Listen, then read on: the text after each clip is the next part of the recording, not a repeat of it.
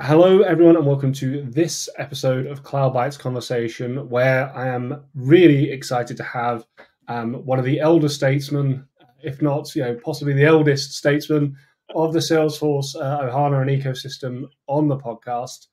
It's Mr. Keir Bowden, or Bob Buzzard, as he is probably more infamously known by many people. So welcome to the podcast, Keir. Thanks very much, Paul. Great to be here. Really looking forward to this.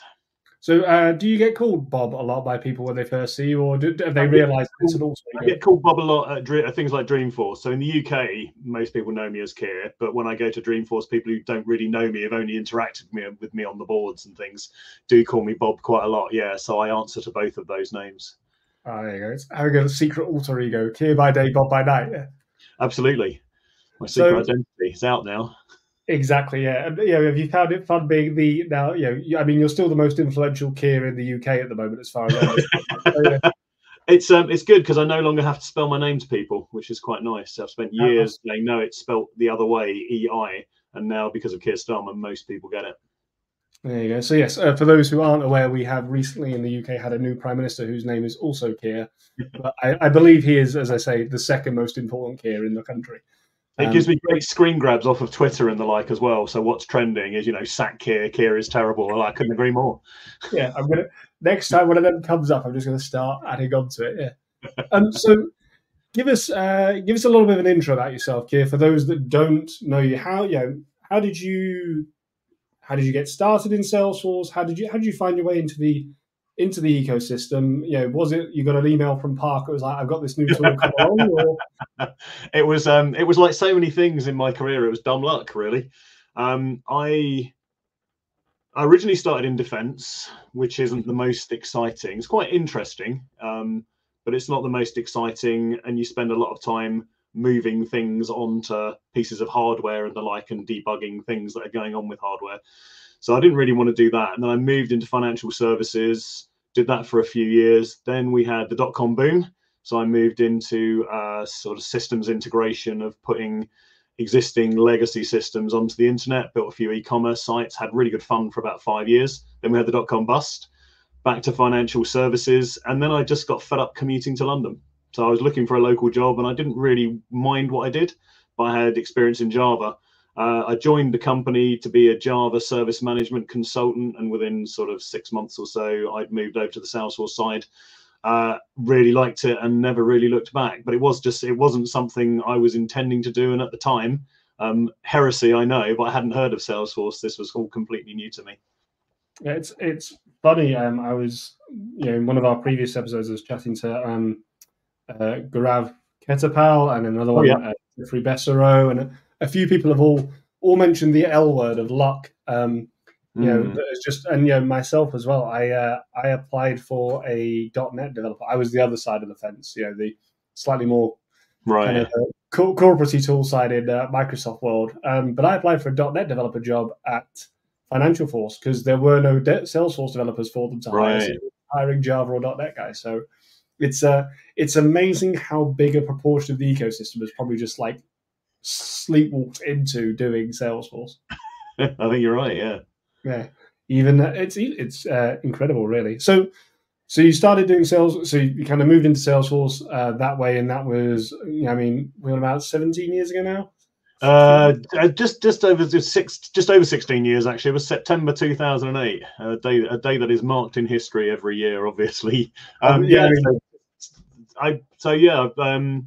Joined a little company called BrightGen, which was 10 people sharing a corner of somebody else's office on an industrial estate, doing lots of things, part of which was Salesforce, doing lots of things just to keep going, basically, because Salesforce wasn't that big at the time, so hard to run a whole business on it. I think it took us about 2 or 3 years to go all in on Salesforce and drop everything else.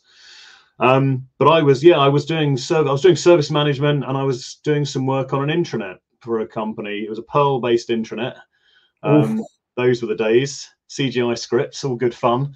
I was building a sort of front end to a monitoring system in Java, and these things take forever, using the JWT and the AUWT and all that good stuff.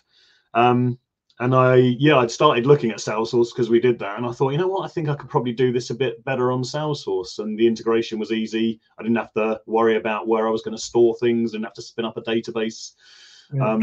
Just hooked it into I think actually that was a FreeForce, if you remember FreeForce, with your 100 free licenses back in the day. So I hooked it into that, and that ran until probably for the best part of 10 years. That was pulling information, just displaying on a dashboard about server performance. Are the servers performing any better or worse than last week? Can we find out why that is? Oh, cool. It's I once, for my sins, a long time ago, was working with Perl and CGI. It's one of the earlier languages I learned when I was getting started, and I think that it takes you a long time to recover. Absolutely, but I think it's still the fastest string handling language on the planet, isn't it? It's because everything is a string. It's if you're not the fastest string handling language when everything is a string, you've got a problem. It'd be really bad if it was the worst one. It's it's a very, very strange little thing. I remember learning it from a book, which shows the age but it was like a thick orange thing like that. And it feels like you're doing it has been years since I've done anything in Perl, but it always felt like I was doing an awful lot of regular expression type stuff, which was never something I'd hankered to do. No, regular expressions are one of those things that they're one of my favorite pieces of technology, but they're also one of the, I have this weird. There are certain things in life, like it's like going for a run in the morning. Like when I'm getting out of bed and deciding to go for a run, I'm like, oh, I really don't want to do this. Like, why am I doing it? And then halfway around the run, I'm just trying not to collapse and die. But when I get back, got all the endorphins flowing. I'm like, glad I got up and did it. That is regular expressions in a nutshell. Yeah, absolutely. Why have I been avoiding them for so long? Well, because I had to relearn it all from scratch to do this. That's why. Yes. Yeah, and then it's that midpoint where you just sat there and you get, because I think the worst thing with regular expressions is you get that far away, like 99% of the way there, and you're like, great, I just need to find this one extra thing, and then it all breaks down again and collapses in. Absolutely, and then I can't figure out how to fix it, so I have to throw it away and build it again from scratch. Yes, and then you realise that because you're doing it in Salesforce, you then need extra escape characters and. Oh yeah, obviously.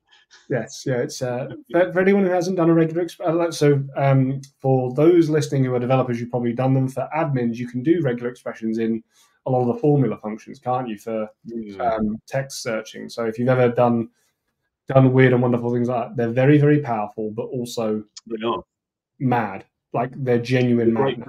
Great responsibility and great pain in my experience with those. There's a very good book on regular expressions. I think it's called, I want to say it's called The Bastard's Guide to Regular Expressions.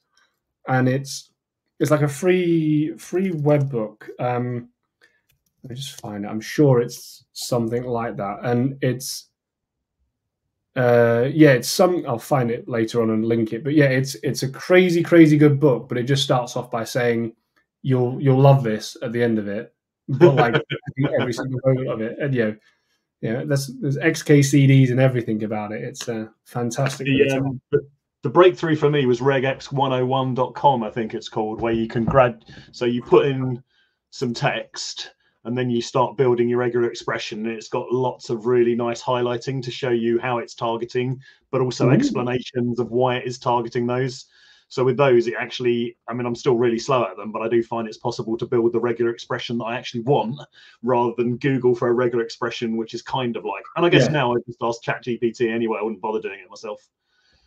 Yes. Well, there's an interesting idea. Next time I'm chatting to a chatbot, I'll see if it can interpret a regular expression to get some data for me. Yes, it is The Bastard's Book of Regular Expressions, which is, I think, $8 on LeanPub, and it is well worth the read if you want to get deep into something and go, I really understand it. You'll forget about it like a week afterwards because your brain doesn't want to hold that information, but it's really, really good. One that always amazed me on regex was the regular expression for validating an email address based on the standard for email addresses, because it's absolutely enormous, because there's a number of edge cases. And you think like emails are really easy. You just need an @ you need some dots, and there's a few characters you can't have. Nothing could be further from the truth, it turns out. Yes, there's that where was it? I think it's another XKCD, in fact, where someone sort of is asking for to build something. It's like, can you build me an app that kind of tags the latitude and longitude of a picture that I'm taking on my phone? And dead easy, yeah. It's like, great. Can you also have it recognize where I am based upon the picture? And it's like, yeah, if you give me a research team in like 15 years, because that's are you stood in front of the Eiffel Tower or a picture of the Eiffel Tower? And it is that same sort of like maddening edge case thing where you think it's dead simple, but no, sort of all the weird and wonderful areas. It's crazy. Anyway, we could sit here and talk about regular expressions for a long, long time, but so you were involved with you got involved with Salesforce quite early on then when. Yeah, S controls are still good. S controls were still a thing. I don't think Apex was that old. I don't think Visual Force had been around for that long as well. So yeah, for me, I just assumed it had always been like this. You'd always had this very Java-like language and this very HTML form-based front. So I'd done a lot of web development from my .com boom days. Mm-hmm. So something like Visual Force was really straightforward for me to transition over to, and I just thought, this is great. It must have been wonderful to be here all these years, and obviously that wasn't the case. Like 2 years before, you couldn't do anything like that. Yeah, no, it was. I think when I first started in sort of 2011, I think Service Cloud was just a thing, right? And I remember when I first started out, I was learning everything in what was then called Classic. Absolutely. Which is now not Classic, it's Classic. Eventually, Lightning is going to become called Classic again, and I expect we'll just have to start like putting an index at the top, so it's Classic Squared, Classic Cubed. Classic 1976, something like that. Like they do with film remakes. You'll be able to tell the age of like a Salesforce kind of developer or admin by going back and just showing them a screen and saying, do you remember what it looked like this? And seeing how far back you can go before they get there. But and it's one of those things because when I first started, it was still fairly new. Apex had been around a little bit, but there was still a lot of green space, shall we say? And at that point, there wasn't really any Salesforce on Stack Exchange and things like that. And I remember very vividly sort of going on the developer forums to find out answers to things when I couldn't get there. And there was this one guy, Bob Buzzard, that seemed to, there was a period where I was like, you're either a sentient AI or like you don't do any work. Like, how are you just sat there answering these questions all this time? And it was, there was just a lot of stuff on there. So when did you start answering so many questions on the developer forums, and where did you find the time to do it? Is probably the biggest question. Are there two of you that we don't know about? So my start on the developer forums, we had a customer that, against our advice, wanted to rebuild the Salesforce UI. So they wanted to rebuild almost everything in Visual Force, which they insisted on. So we did a whole load of development on that, which was like, even though we told them no, secretly and inwardly, I was like, yeah, that'd be really good fun because I can rebuild all this stuff. I'm sure I can do it better, because they're so slow, they take them so long, and they make so many mistakes. I can easily smash that out. And then obviously, as I started using stuff, things weren't working quite as I was expecting. So I cast around a bit and then went on to the developer forums. And at that time, there was a guy who worked for Salesforce called Ron Hess, who was very active on there. I think he then went on to do some mobile stuff. Can't remember, he's moved around the industry since then. But he was very active and he answered a load of questions for me, which was really good. And also Doug Chasman, who headed up the initial implementation of Visual Force, and some of his engineers used to regularly answer questions on there as well. So that was really helpful, and I got a load of answers. And then I started noticing some questions didn't have answers and started thinking, I could probably answer that. So because of the nature of the internet and the nature of forums and things, initially a bit trepidatious, what's going to happen, how's this going to be received? But they went down well, and I started answering it. I started really enjoying it, especially the ones that were, how could I possibly do this in code? Because that would intrigue me, and I'd think, well, I don't know how I'd do that in code, but I'm going to go and try and see if I can figure out how to do it, and then I'd paste my answer in from that. In terms of the time, if you look at how my contributions used to go, I used to do a lot more on the boards when I wasn't writing code as part of my day job. If I was doing a lot of documentation, a lot of workshops and things, I missed the code. So I'd then go and look and see what's going on. Oh, that sounds like an interesting coding problem. It's almost like I got my daily challenges from it, and I'd go off and solve those and post back on them. But yeah, I mean, I guess it did take up a fair amount of time, but it was very enjoyable, and I learned a lot through trying to figure out, I don't know how to do that. I'll go and figure out if there is a way, try and find a clever way of doing it, which then helped me in my job going forward. Just I guess just being interested makes all the difference. You find the time if you are. Yeah, there's a huge, and I think we'll come on to this later when we're talking about, about how you stay motivated with some of the stuff you're still creating and doing and putting out there. But for those listening or watching along, they're probably those who have listened to more than one episode are going to roll their eyes now when I start saying this. But one of the things that often comes up in these conversations with people who have been around the platform for a while is, I always say that when I started out, because I think I've been working with sales for about only 3 to 6 months when I first started thinking, I should write a blog or I should try these things, and et cetera, et cetera. And it was when I started doing that I sort of was casting around for ideas of what to do, because I've always had the view that the stuff that I produce, I want to be a little bit different. Like, I don't want to, there's going to be a million different videos, blog posts out there about like, this is how you create a custom object. And I'm not decrying anyone who wants to create a new one, because I think that there's many different ways and people can learn stuff. And this is also not to say that I'm never going to do like, here's an intro to Apex kind of course or something like that, because I think I might have a unique spin or view on it. But I always wanted it to be something that I thought was like, people haven't seen this yet. And so I did some work on like loop speed as one of the things that kind of people notice. CPU time. You're speaking my language now. That's always been a major area of focus for me. We just haven't got enough of it, and we should always be thinking about it. And every now and then, things consume a lot, and you don't know why. Yes. Oh, yes. There's things where and every now and then you just get over the limit. You're like, oh, what freebie have I been given here? But what I always say to people is, it was very easy to write stuff about the cutting edge at the time, because everywhere was the cutting edge. Like, it was, people can't fathom out that, I was explaining to someone the other day, like, what you use platform events for? They're like, right. I said, you used to have to create an object, create a queue, create a scheduling system, like figure out like failures and things. I said, all of this stuff, I said, it was completely asynchronous, and you had to figure out it. And it's that sort of stuff where I think that it was almost so much easier. And again, a bit of dumb luck for a bunch of us that we started out writing stuff at the time when, if you wanted to go and break the system, it was pretty much easy to do so in any way, shape, or form you want to do. Now, Chris Peterson and the team on Apex have done a hell of a lot of work in making it much harder for you to do that. Yeah, that's very true. That's very true.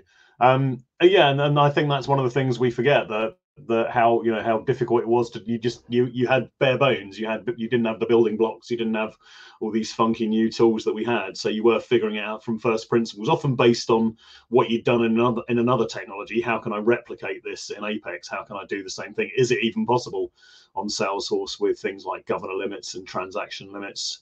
Yes, it's a really good point. And now, there's so much more of that scaffolding available. It's got even easier for everyone. Oh yeah, I'm still wondering one day if someone's going to create what I'm going to call as Rails for Salesforce. So I don't know if you've ever done any Ruby on Rails work. I have, yeah.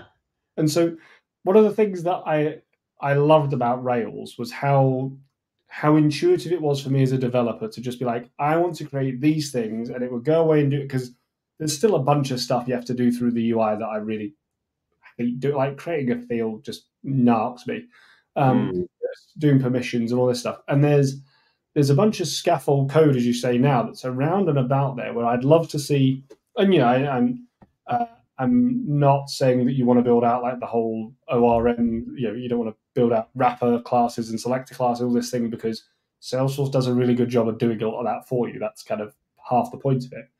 But I always wonder, like, is there a gap out there for someone to create a Rails-esque or Grails-esque or whatever you want to, one of those sorts of frameworks where you just say, okay, I've got a brand new project and I'm getting started, or I've got something I'm working on. You fire in 5 or 6 commands with some config parameters and it'll go, great.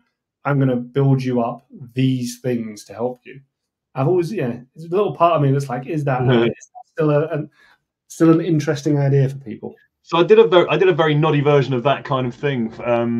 I did a Dreamforce talk on it. God, I can't remember, probably 6-7 years ago, and that was all around mobile applications, because I always found mobile applications were just like, it just seemed like there was loads of complications to it and loads of little tweaks I had to make to configuration files in order to get it all to work, and like everything was very brittle as well. If I got one bit wrong, then the whole thing would collapse. And then I just kept thinking, like, doing this from scratch every time is proving quite hard. So I did a Salesforce CLI plugin that asked you some questions and then did that filling in. And then essentially you could fire it straight up, and you did have a very basic but working mobile application for iOS. But the difficulty is, if it's anything other than a very simple application, you're kind of getting to you're almost doing the programming, but just expressing it through a different medium when you're running all these commands and describing all these things. 5 or 6 is great, but if you end up doing like 50 to 100, you start thinking, actually, I'd prefer to be doing this in a better language.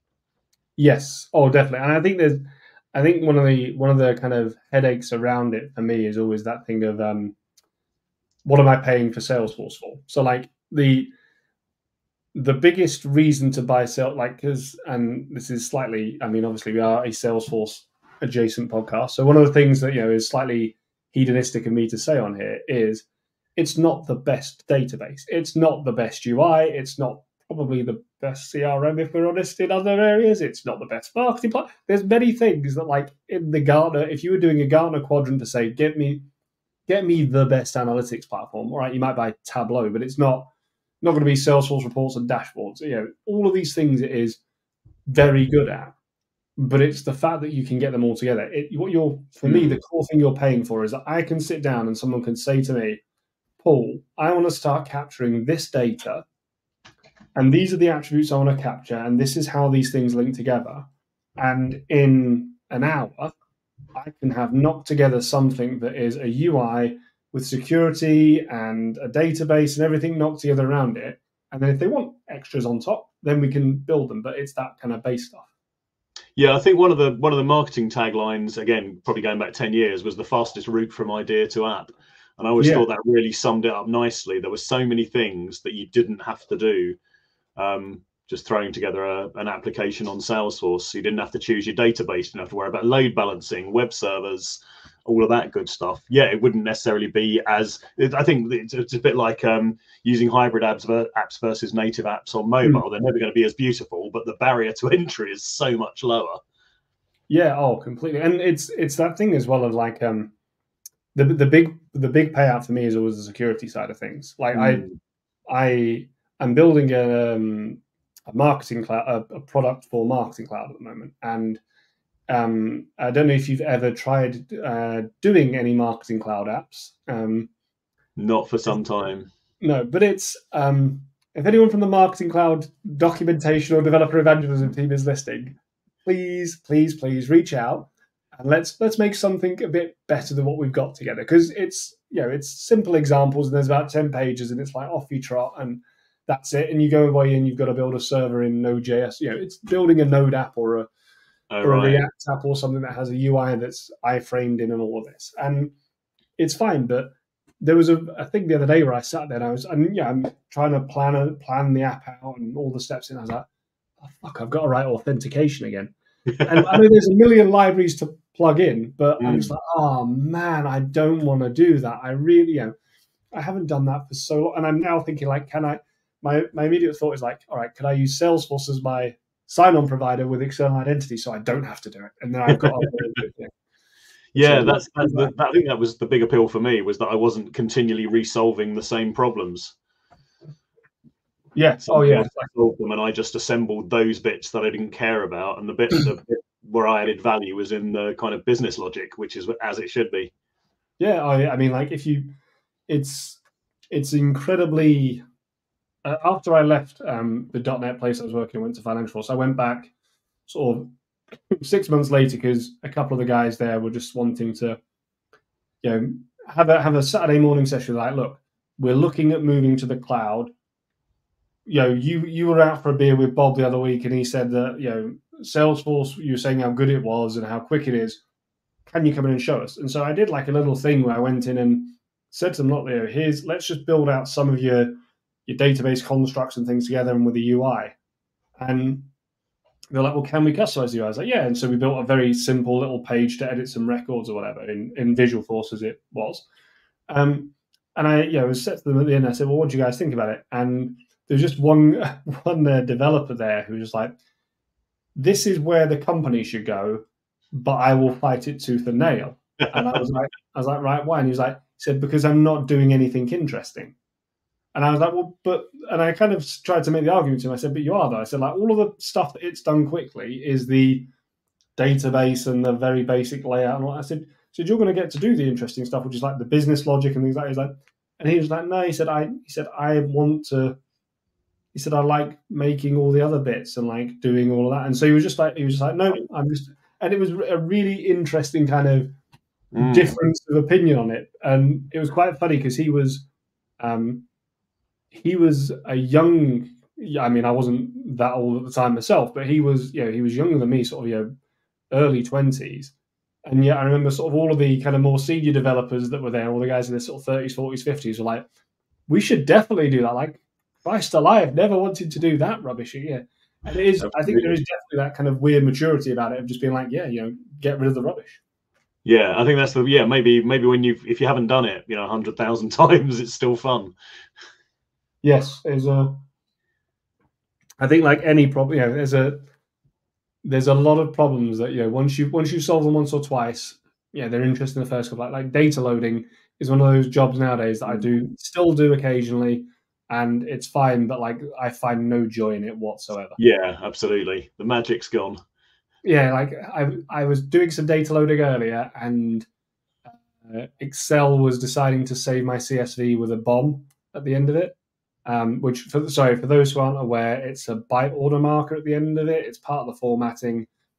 And I just couldn't get rid of it no matter how I tried. Like, how hard I tried, I couldn't.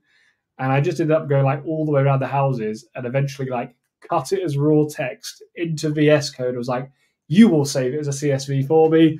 And it was the only way it worked. But, yeah, some of those things, like, I nearly got to the point where I was like, I'll just do this in anonymous Apex. Like, just yeah, there is that. Yeah, it's I know how to identify these records. It'll be quicker. Yeah. So obviously you were very active on the developer forums. I'm going to confess here that I've not actually been on the new developer community since it's been relaunched because I don't find myself, this isn't meant to sound egotistical, but I don't find myself needing to get answers as much anymore. If I do, I have 2 books where I can go and check my own answers for my own, which I genuinely do. Or like a quick Google often brings up something, or there's Chat GPT or whatever. Yeah, Chat GPT now. As long as it's it's not the last year or so, Chat GPT is as good. Yeah, exactly. So, are you still active on the developer community? Or? No. So I think it's one of those things where when I was really active, there weren't very many of us. There was like about 3 or 4 of us that seemed to be answering most of the stuff. But as the years have gone on and lots more people have got involved, I felt less need. I could see that everything was being answered, so I wasn't really interested in going hunting down. So if you look at the kind of things I do now, where I used to do that, I probably spend the time doing more probably complete things, I suppose.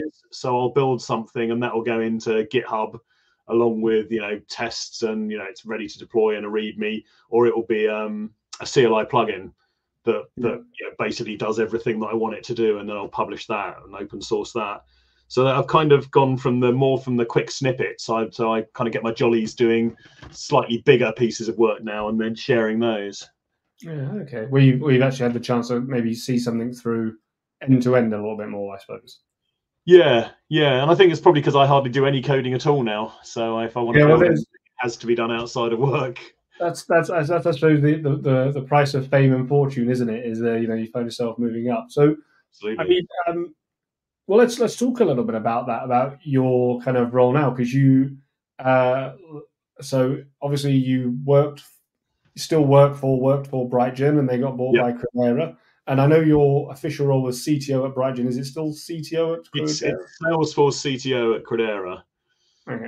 In the UK, so I'm still doing the same job, but because we're now part of a single Credera organization that is global, I have to differentiate myself by the technology and by the location, because we deal with, within the group, we deal with other technologies like Adobe and Pega as well as Salesforce. Oh, nice. And But so, I just do something. You ignore all those as much as possible. I wasn't made part of that.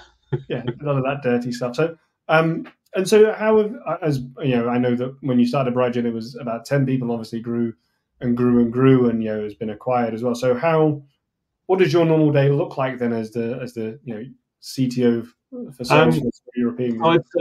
I'd say the majority of my days at the moment are to do with AI. So that's been, I've been leading on AI for the last year and a bit on the Salesforce side within Credera. And I'm continuing to do that because obviously the AI is continually changing, both within Salesforce and outside of Salesforce. I always described myself as the lender of last resort. So basically, if there was a problem that wasn't straightforward, eventually it was likely to make its way to me, and for me to try and help solve that, either myself or through connections that I might have at Salesforce. And I guess the other thing that I get asked to do from time to time is to either review something or to provide an opinion. If we're finding that we want to go one direction and we've maybe got Salesforce architects involved who are saying, have you considered this? Then I'll get involved at that point and give my kind of considered opinion on which one I think is the right way, and the reasons behind that. And it's always, it's always to do with future proofing, the ability to scale, not painting yourself into a corner. So there's no magic there. It's just, I guess, having some experience, a bit of gravitas behind the decision. Yeah, it's often it's amazing sometimes still how and I found this in a number of roles, how even if you're saying the same as someone else who's been saying it for 3 months, sometimes being the highest paid person in the room, or just having that C in front of a title, makes people go, oh well, if the CTO has said it, then it's yeah, there is an element of that, I think. Yeah, it brings the gravitas, rightly or wrongly. Yeah, I did very well there to avoid calling you a hippo. You see, it's which is, again, for those listening who aren't aware, hippo is the highest paid person's opinion. It's a common consulting term for when you're dealing with clients where you'll have just a VP come in normally and be like, listen, I know you've got all these plans, but AI but analytics or whatever it will be, whatever the buzz term is at the time.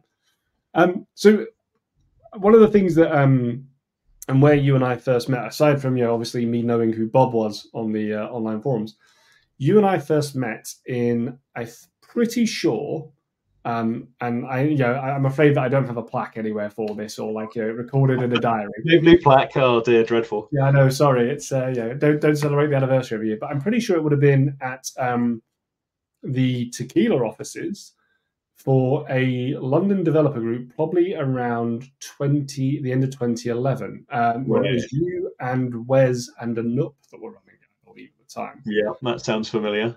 Yes, so funnily enough, it's the same event where I didn't know anyone at the time, and sort of remember seeing yourself and Anup and all these other people that I'd seen online, and being massively starstruck by you all, and turned out that no need to be, and that you're all very, very human.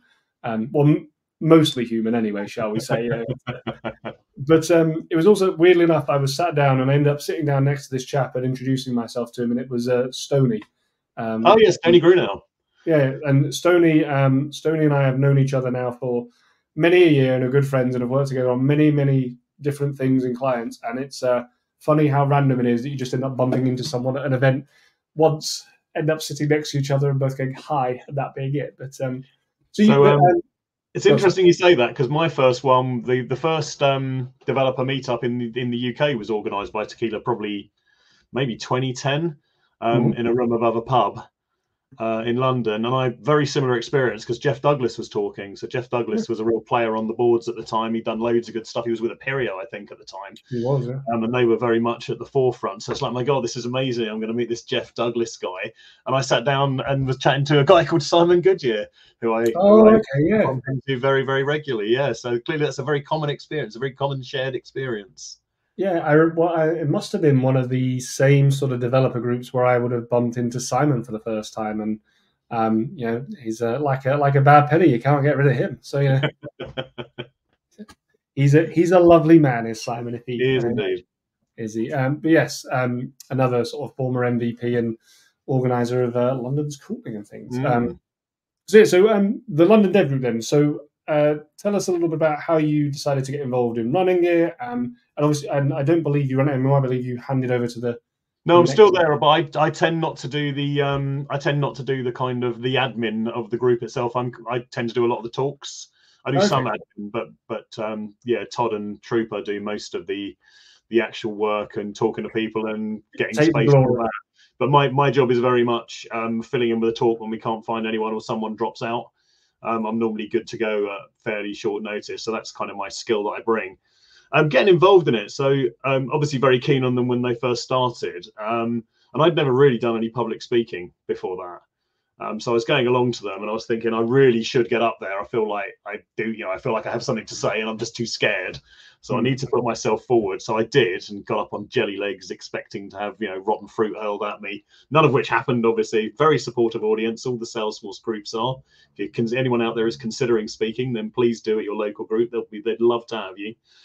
So I did some of that, and then it was really, just as I can't remember who stepped down and quite exactly how that handover went. I think it was probably Wes. Yeah, I think Wes and Anoop and maybe one or two others. So I think I'm not sure that you weren't formally onboarded as an organizer by Salesforce or anything like that back in those days. It was much more handled locally. So I think maybe Wes didn't have as much time, and I'm probably Anoop talked to me. And then I got involved in that, and I think one of the things we always did quite well, which was all Anoop really, was he always banged on about cadence, like meet every month, meet on the same day every month, the same day of the week, the same week of the month, always do that, and then that becomes the thing that people do, and that's really hard to do in the beginning because it's hard to find that many people to host you, and it's really hard to find that many people prepared to talk. So that would have been me doing quite a lot of the talking, but that does grow it very well, and eventually it just became the thing that people did on that day. That day of the month, they knew that there would be a dev meetup, and they'd be going along to that. So that really helped us. Yeah, and it's as someone who has previously run a developer group that is no longer running anymore, the cadence is huge. We always I always think that the London group is also very lucky that it's, and I mean this in the nicest way, that it is in London, where absolutely. It's very, if you come up where I am, in the north of England, in London, it's a 15-minute tube ride from pretty much anywhere to where you're going. Whereas in the north up here, it can be a 45-minute train journey to get 10 miles down the road. It's madness. Absolutely. And one of the things, this is probably more of a pre-COVID thing than a post-COVID thing, but one of the things that really helped us as well was the big Salesforce office in Heron Tower, Salesforce Tower in London, because there'd be execs coming over from the US all the time, and they would want to come and talk to developers. So we were like an easy thing for them to do. They would just fall into our dev group.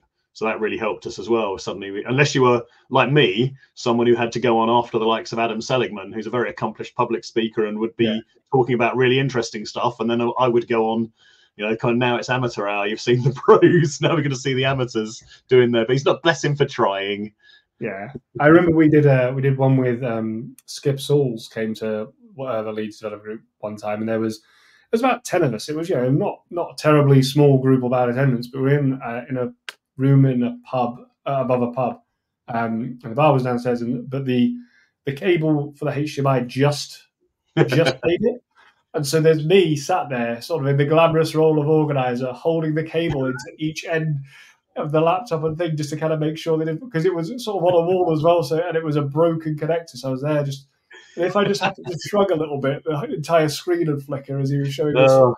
The human connector, I like it. Yeah, the things you do. But yeah, the London Developer Group has definitely gone from strength to strength and keeps on going. And your points about the groups being friendly and welcoming for speakers is, I know, excuse me, Todd mentioned that when he was on the podcast about trying to, always be encouraging, always be open. But I would say from personal experience and from sort of, speaking, we had Alba on talking about the same thing, is that, going up and speaking, I don't think I've ever seen a talk, a developer or a user group or an admin group or any of these groups where there's never been one where anyone's got booed for definite. No, absolutely. It's definitely not that kind of crowd. I think that, there is some way you can tell that the speakers enjoyed more than others, but that's always down to natural that's the nature of the beast. But I think that if you are ever looking to speak, they're a great introductory area for it. You can always, and especially the group leaders that are there are always, and other people that are there as well are always willing to kind of give feedback and help. I've had people when we were running the leads group that just like, well, I want to try one, and then we had a little debrief afterwards, and it was like, this was good, this could be improved. It's not negative. It's always like, well, you don't know until you try. Absolutely, and you can pick the format you want as well. So it's not like you're applying to Dreamforce where you got a 25-minute or a 40-minute, 5-minute lightning talk. Whatever you want to do, we're fine with that. Slides, no slides, do whatever you want. Yeah, exactly. Yeah, it's really, really good to do that. And yeah, they're always good fun. I also I tell the story about it was one year at London's Calling. I did a live coding talk on building a server on Heroku. Because it was when it was not long ago. Again? Did you spin up a new Heroku server to do that? Because that was always the thing I found with trying to talk about that. There could be this delay of something being ready that often would be 10 seconds, but sometimes could be a minute and a half, and you had to have some. Thankfully, I was able to vamp for the time. But so there was that, and there's also coding in front. So the biggest thing I learned about it is that I was an idiot to try and do it by myself. Is that you need two of you. If I were to do it again, you and I doing it together would work because one of us can code and one of us can talk, and then we can swap over. And I've recently, myself and Peter Chittum have recently on the channel been doing some live coding sessions where we're going through it and we're building out a trigger framework. But we're showing people how you do it from scratch because a lot of people haven't seen that. We all understand that you need a framework, but unless you've built one from scratch, you kind of don't know why some of the decisions.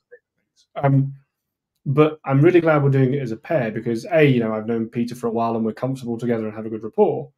But B, it's really, really good that one of us can sit there talking away whilst the other one's just thinking, what was I meant to be right? List of what. And so anyway, I did this talk and I got the server up and running to build an API and send an API request. And by the end of the talk, I'd done the bare minimum of what I wanted. And thankfully, in the audience, people were helping me in certain areas where I got things wrong. I came out of that talk feeling super deflated. It's the worst I've ever felt after a talk. I thought, that was horrific. And in the front row in front of me was Anup, who is someone I will definitely get on the podcast. Who is, Anup I have known for a long time, like you have, and Anup is a friend who I can trust to be honest. In the same way, if I did a talk and said, "Here, how did that really go?" I know you'll give me the polite but honest version of it. Constructive feedback. That's what exactly. I said to him, he was like, I really enjoyed it. I was like, no, but seriously, mate, how was it? He was like, no, he said it went really well. And he was like, and one of the things that he kind of pointed out to me is he said, it was good that you weren't just dumb. Make mistakes because people need to feel comfortable that mistakes are part of the process of doing it. And it was really good for and if anyone has watched me and Peter code along together on the live streaming sessions or caught them in the replays, you will see that Peter and I, as two people that apparently know what we're doing, spend a lot of time going, So Dave Carroll once gave me a piece of advice about live coding. Dave Carroll, who I think he's retired now, but he used to run developer relations, and he ran some things around Salesforce DX. But he said, always, if you're coding anything, always leave a typo in there so it won't save. And then he said, you can say, oh, that didn't save, and look at it. And he said, at that point in time, you'll get 100% audience engagement as they all try and figure out where the typo is. That's a genius idea. I've never thought of that. There you go. It's I'll next time I'm on a live stream with Pete, I'll just say I left that in there on purpose. I was doing it all along for that reason. But no, it's an important thing though, because it is just that view of it's never as bad as you think it is. Absolutely, yeah. No, you're right. You're always your own worst critic because you know how it could have gone if everything had been perfect, but nobody else does because they don't know what's supposed to happen. And they're not looking at it to critique that. They're generally speaking looking at it to learn what you're doing. So if something takes a bit longer than you thought to figure out what it is, they're fine with that. And also they get, as you say, they get to see the thought process of, okay, that didn't work. What do we do now? How do we figure out what went wrong there? Yeah, it is that thing of, as you say, you are your own worst critic, and and you are sort of holding yourself. So the reason I wanted to do a live coding talk, and I still have this as a personal goal one day when Salesforce introduced like doing proper Lambda functions into Apex. There is a talk out there, and I will find the talk and again put another link in the. I think I've linked to this before in Todd's one, but it's this fantastic talk about the Y Combinator. And are you familiar with the Y Combinator or functional programming? Yeah. I am familiar with functional programming, but mostly through things like JavaScript rather than any pure functional languages. Okay, so this talk is all in Ruby, and there is a thing in functional programming which is functional programming is really math related, and so as someone with a kind of maths background and degree, really kind of like tweaks my brain. And there's a thing called the Y Combinator, which is effectively a function that returns itself. Right. And it's a wonderful thing. And there's this brilliant talk, and there's this chap who builds out in Ruby the Fibonacci sequence, and then he refactors it, and he refactors it, and he works through it, and he says, and refactors it, and he ends up with the Y Combinator. But like that's kind of his sort of flourish at the end throwaway comment. He builds this fantastic Fibonacci sequence, and he goes, oh, this is the Y Combinator we've just done, and like then goes into some. But it's the best programming talk I have ever seen because there's no hiccups, no flaws, no nothing. But also the pacing of it is just brilliant. It is a masterpiece. I will share the video with this, and I'll share it with you afterwards because it's if you've never seen it, it is just artwork watching someone. And if you've ever, if you're a speaker and you've done enough of these talks as I know you have, you'll sit there and watch it. You'll just appreciate like someone who has just nailed it. Like absolutely. Sit there and think, I thought I knew what I was doing, but clearly I'm a rank amateur. Yeah, or like it's. I don't think I will ever be able to do a talk as good as that. But it's just it's absolutely brilliant. But so the London Dev Group was you obviously have been very involved in, keep on growing and doing it, and is obviously where we first met. And then and have known each other. I don't think at the first Hello Group I would have had probably the guts to come over and say hello to you properly. But over the years we bumped into each other more than once at different things. Indeed. And one of the things that I sort of remember following yourself on as one of the kind of key people pushing it was becoming one of the first groups of CTAs and kind of sharing the experience around that. So because were you the first cohort of CTAs, do I recall, or were you one of the first?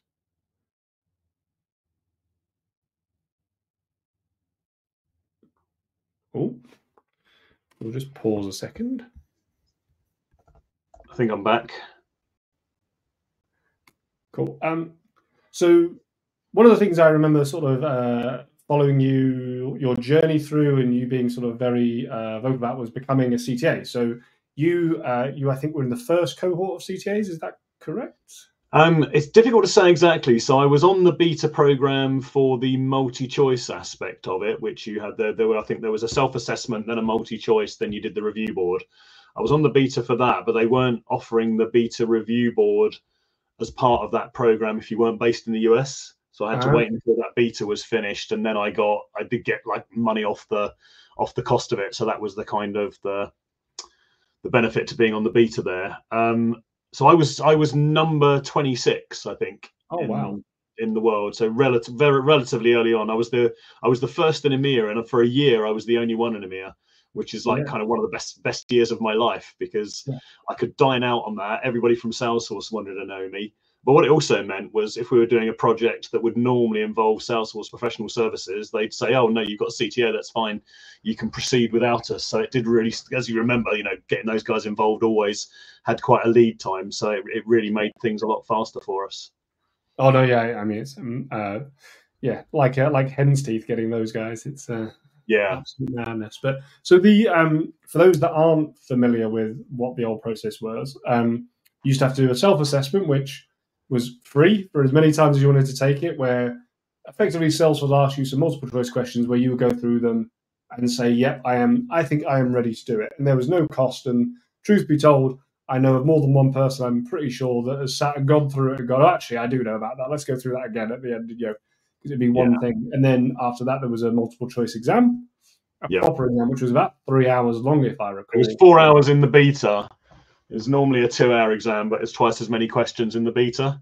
So one of the comments I put was, when you're scheduling 4-hour exams, that's quite hard without a bathroom break. So my last 5 or 6 answers probably wasn't as considered as my first 5 or 6 answers. Yes, no, that makes sense. But I remember because I remember taking the multiple choice exam and I passed that step, and that was a really kind of good, wide ranging exam. I liked that. Although coincidentally, I found that exam easier than I think I found like the Service Cloud consultant exam, because that I think it's one of those exams that if you were doing architecting stuff at the time, it was a lot smaller a platform to be worried about architecting around. But yeah, it was a good exam. And then you had the dreaded review board, which I am very, very happy to share that I took and failed, and haven't retaken and won't be. But describe what it was like being one of the first few people, because obviously you not only has Keir done the review board, but now you are on the review board. Because I was worried actually that you were going to be one of the people in my review board, and then I did judge people I knew. Yeah. Which was slightly awkward. So the review board. So because they didn't run the review board in country at the time, it was all run out of San Francisco. I did it remotely. So I went to the old Tower 42, which was the first Salesforce tower they were in. I went there and I was scheduled from 4 till 8, I think, on a Wednesday night. So that was lovely. I had all day to worry about it.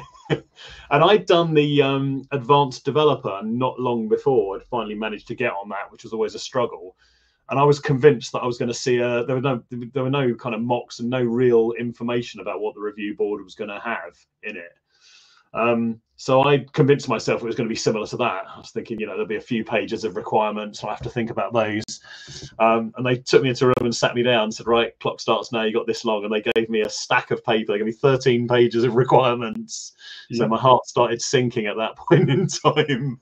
And then I don't think I didn't have any kind of game plan for what I was going to do. And I don't think I managed my time very well, because I spent an awful lot of time on a couple of requirements thinking these feel like big requirements. I'll focus on those. And then, you turn the page and I know those were simple ones. And they asked to produce artifacts because it was remote. They asked to produce artifacts through PowerPoint and things like that. Oh, wow. But they also gave me a Windows machine and I used a Mac. So that was one of the things I was saying, was that was like really quite hard because none of the keys do the same thing. And I was panicking. But I also had a whiteboard, so I could draw some of these things as well. So it was all quite nice from that point of view. And the way the format of the review board back then was that you got these requirements, you architected a solution, you then explained that and answer questions for, I think, 30 minutes, something like that.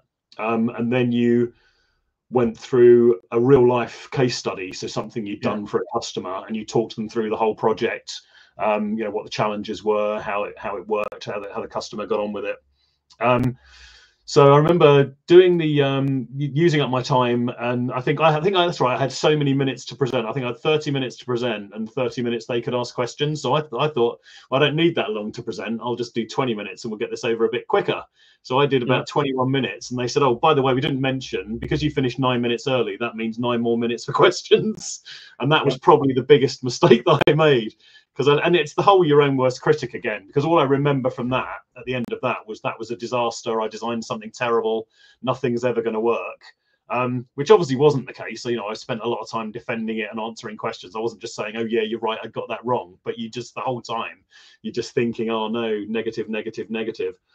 And they were 4 judges, I think, were American, Californian, with Californian accents.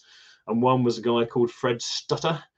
He's been over in Japan for years now, but he's Australian, so very distinctive accent.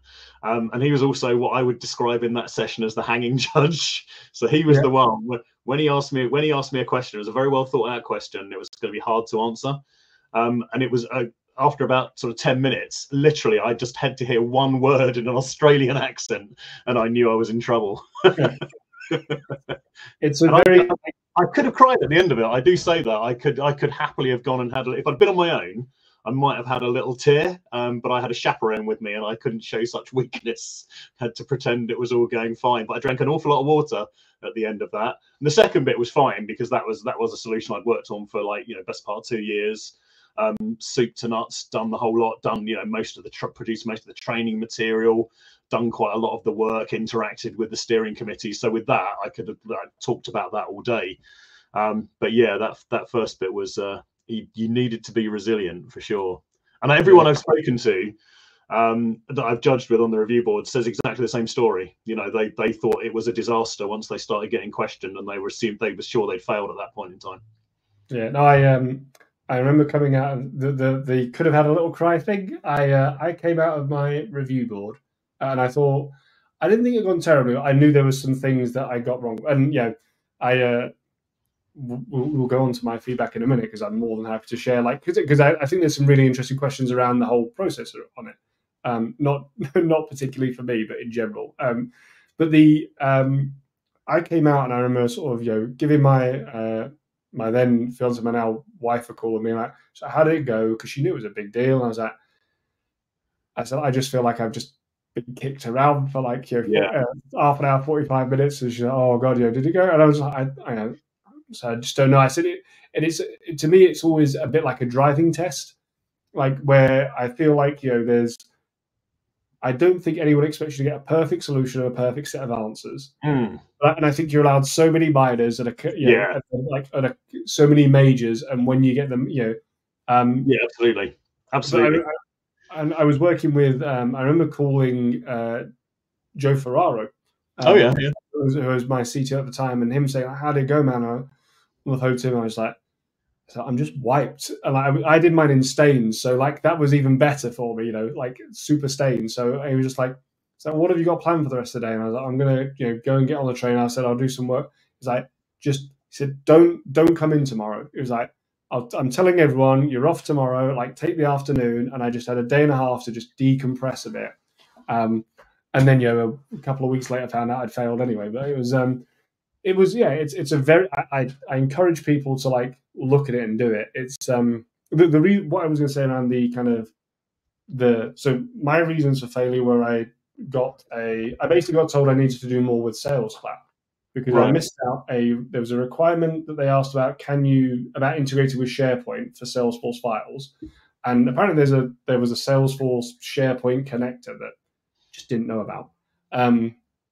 And there was one where I was asked, and I said sharing sets instead of sharing groups, or the other way around for a community thing.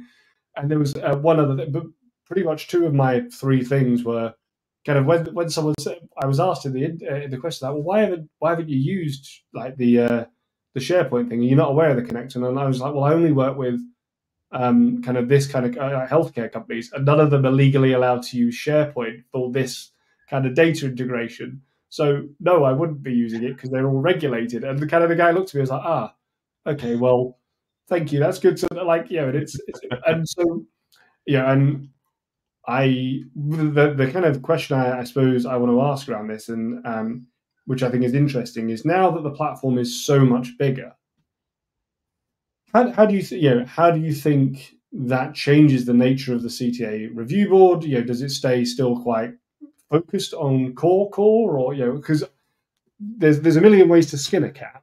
And how do you balance that? Because I would never try and retake the car because I mean, A, I've not done much more Sales Cloud because I just haven't, but B, I feel like the platform's just too big sometimes to kind of if I got an FSL question, I'd be absolutely knackered. I mean, I haven't judged for a few years now. They don't, generally speaking, use judges from the community. It tends to be all Salesforce people now because they've got enough of them. But it was noticeable you rarely see any requirements that might need Marketing Cloud, for example. So it was still kind of the core. It would normally be a scenario around involving sales, service, communities, experiences, and integration. And data loading, that kind of thing. So I'd always go to those. So I would expect it would continue to go with those because the real focus I felt was making sure that it was you were building secure and scalable. Those are the two things they were looking for. And the part of the scalability would be using standard features rather than custom features. But mostly they were worried about, are you keeping things secure? And also are you making good decisions under pressure? If you're being pushed about something, do you fold and go, give a bad decision just because you're feeling it? I always felt that was one of the things that certainly my experience of taking the review board, it felt like that was what they were trying to get me to do. Do you really know this stuff? Are you really confident in what you've said, or can we push you around and get you to make a bad decision? Because that's obviously what you don't want to be doing with a customer, is just get somebody hostile and you just cave to them and tell them, yeah, you can do this terrible thing because I'm uncomfortable. Yeah. So do you mean my custom SharePoint integration wasn't the ideal solution then? Is that what you're saying? Oh, you'd be amazed some of the things I heard judging. I'd be internally screaming, "Stop talking! Why are you saying that?" I did suggest have a look on the App Exchange. I didn't say build one, but yeah, it is a really good experience and one I'm glad I definitely went through. So yeah, it's a very, very interesting thing, and but I quite like the new. It's been around for bloody 10 years now, but the new pyramid, because I think that it really helps people understand. There was a period of time where I felt like everyone wanted to be a CTA, and I think that that's less required now, which is only a good thing. Yeah, I think you're absolutely right. There was a period where it was very career enhancing to CTA cert, so everybody was putting themselves through it with sometimes very little experience, which meant that they would crash and burn, which is no good for anybody. Nobody enjoys judging people who are struggling. No one's going to enjoy struggling in front of the board. You still have to go through the full process, because you can't just cut it short and say, sorry, you failed. You've got to give them the full chance. So I think that's why they then started, self-assessment, and the multi-choice clearly wasn't weeding out enough people. So that's one thing I think probably they've never really got right, is being certain that if someone can get through all of these prerequisites, they're then ready for that review board. But I don't know how you do without doing a review board, because it's so different to anything else that we do in terms of certification, that you probably only find out how you're going to deal with it when you're actually, when the bright lights are upon you and you're starting to sweat a bit. Yeah, I think the conundrum is one of the things that I always found hard as well, is that so when I took it, I was in a technical architecture role at a partner that were willing to pay the $10,000, because it's $10,000 still, which I think is a. Was it? It was 6,000 when I did it. Oh, I think it was 10 when I did it. It was right. They put the price up. They put the price up to keep the riffraff out here. But yeah, it's a lot of money for anyone. And one of the things that I completely get why it is, because you are technically flying in potentially 3 very senior people for a couple of days to absolutely. But equally, I always wondered whether there should have been almost like 2 review boards, a pre-review board and a review board, almost, where the pre-review board would be a 1-hour session where you kind of presented, like the solution presentation, almost do that for an hour or so beforehand at a cost of like $2,000, so that you could go through that. And because that was always one of the hardest things, is because I remember I think the second attempt you got it at a half rate off, and I remember being emailed about it at the time that it was roughly expiring for mine, and them just saying, look, are you interested in this? Because they weren't holding places, but they would try and put you further forward to get there. And at that point, I just said, well, actually, I was, but it was a year ago when I took this, and my career's now taken a different route, and I'm no longer going down this technical route here, and was going down a more businessy route there, and so it wasn't as applicable for me. But I do wonder whether something like that, like a sort of almost pre-review board, which could be done virtually, could be a bit more cheap. The last people we put through, which was a couple of years ago now, they had to have a call. I think it was like a half-hour or 45-minute call with a Salesforce architect, and be asked almost like an interview to check their knowledge and check their understanding. So as well as the pyramid of certs, there was like a screening call you had to do first. But again, that can test technical knowledge, but it doesn't test how you're going to react in the crucible of the board itself. And for some people, that scenario, that situation, is too much, being put under that kind of pressure. And I don't think you can ever do anything about that.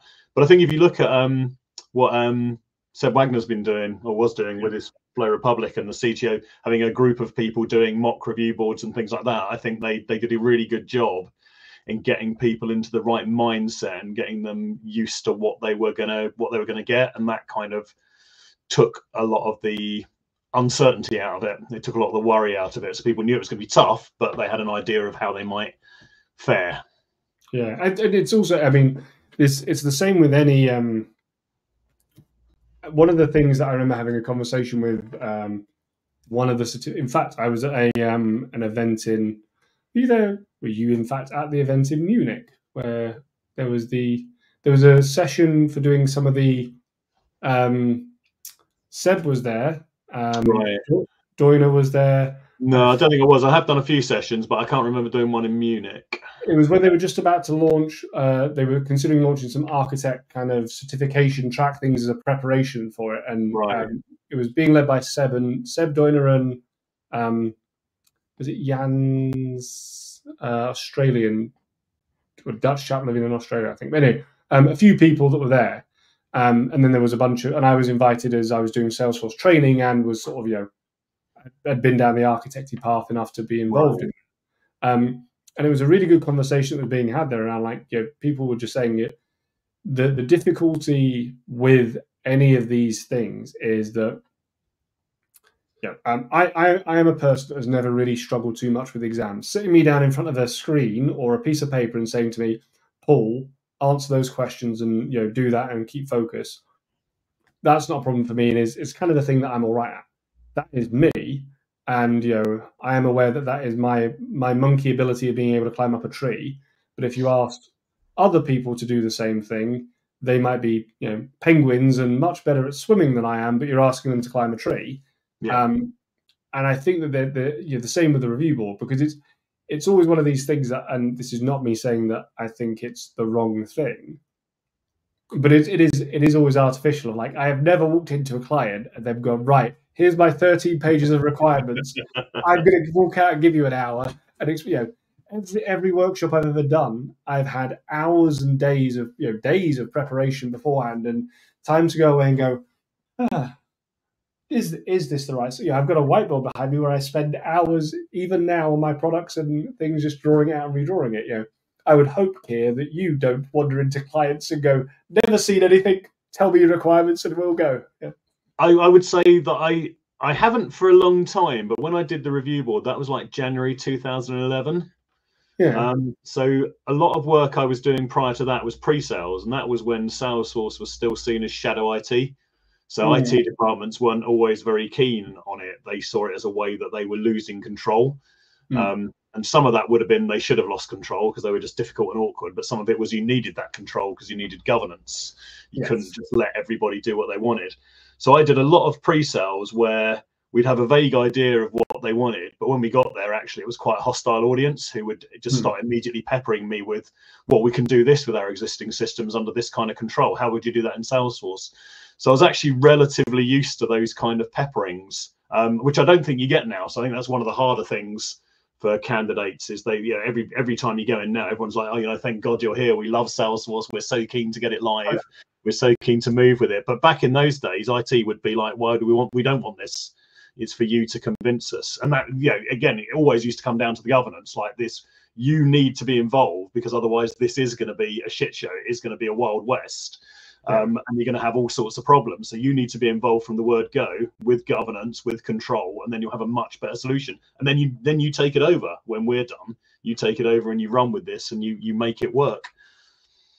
Yeah, it's. I mean, I think what we're just saying here is that IT's gone soft. Back in the day, I used to go in there and get. I do know what you mean. I remember going into. I've been in a number of places and I had the same situation myself, and so I didn't find that part of the review board hard or tough. That wasn't the worst part for me. But I suppose it is an interesting conversation though around that thing of especially now, as you say, you offer Woodward as a savior, number one, and number two, I also think that there's very few instances now where you have a single person that might be in that position.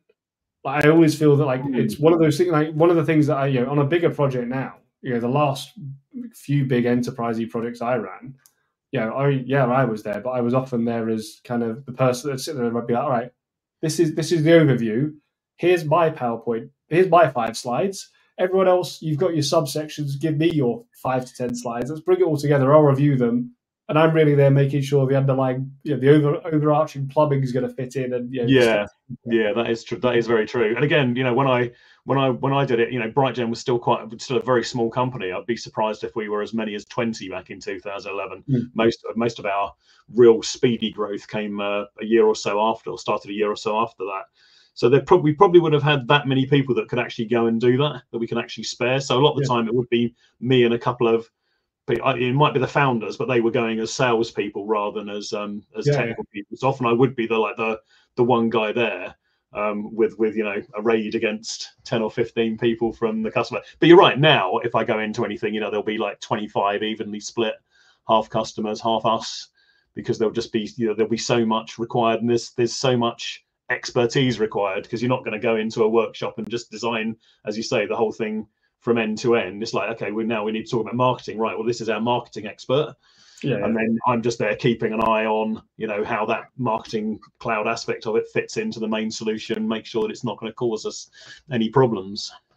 There was one customer I went to, or years and years ago, where we were pitching, we were doing a day of RFP responses, and this was 2014, 2015, and genuinely, it was probably one of the last times I've had that kind of confrontational kind of peppering. But we went into a big, and they had this huge sort of office building, but it was an office conference room with no windows on it. It was like inside somewhere, and the tables were arrayed in genuinely like a sort of circle, but like with a gap in it. Right. And so you're in this thing, and it genuinely felt like you were in some sort of evil layer, but there was all these sort of evil overlords. You can just imagine like the head of Spectre and Doctor Doom and all these people sat there, and you sort of had. And I just remember standing up and having this this kind of presentation behind me and going through it, and just this semicircle of people looking at you as if to say, great, and they kind of lean forward, and one of them would go, so tell me how you do it. Just darting around the room. It was so weird. So weird. But stumbled on the secret lair of the Bond villains.